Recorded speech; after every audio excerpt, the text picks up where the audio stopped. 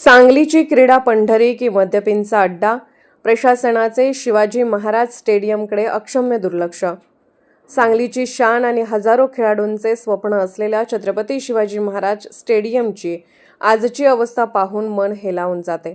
ज्या मैदानातून उद्याचे ऑलिम्पिकवीर आणि आंतरराष्ट्रीय खेळाडू घडायला हवेत त्या मैदानाला आज प्रशासकीय उदासीनतेची वाळवी लागली आहे. आज स्टेडियमची परिस्थिती काय आहे? पडलेल्या भिंती, स्टेडियमच्या भिंतीची पडझड झाली आहे, ज्यामुळे सुरक्षेचा प्रश्न ऐरणीवर आला आहे.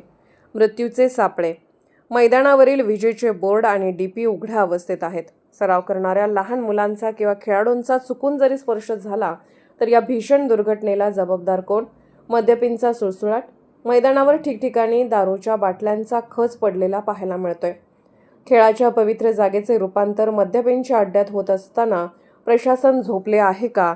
एकीकडे आपण खेळाडूंना प्रोत्साहन देण्याच्या गप्पा मारतो आणि दुसरीकडे शहराच्या मध्यवस्तीत असलेल्या मुख्य स्टेडियमची अशी दुरावस्था होते. हे सांगलीकरांसाठी भूषणावह आहे. खेळाडूंनी सराव करायचा की या घाणीशी आणि जीवघेण्या धोक्यांशी झुंज द्यायची? लोकहित मंच सांगली या माध्यमातून आमची प्रशासनाला ठाम चेतावणी आहे. स्टेडियमची पडलेली भिंत त्वरित बांधण्यात यावी. उघडे इलेक्ट्रिक बॉक्सेस तातडीने बंदिस्त करून सुरक्षित करावेत. मैदानावर होणारा मद्यपींचा वावर थांबवण्यासाठी कडक पावले उचलली जावीत. जर येत्या काही दिवसात यावर ठोस उपाययोजना झाली नाही तर लोकहित मंच स्टाईलने तीव्र आंदोलन छेडले जाईल. खेळाडूंच्या भविष्याशी खेळू नका.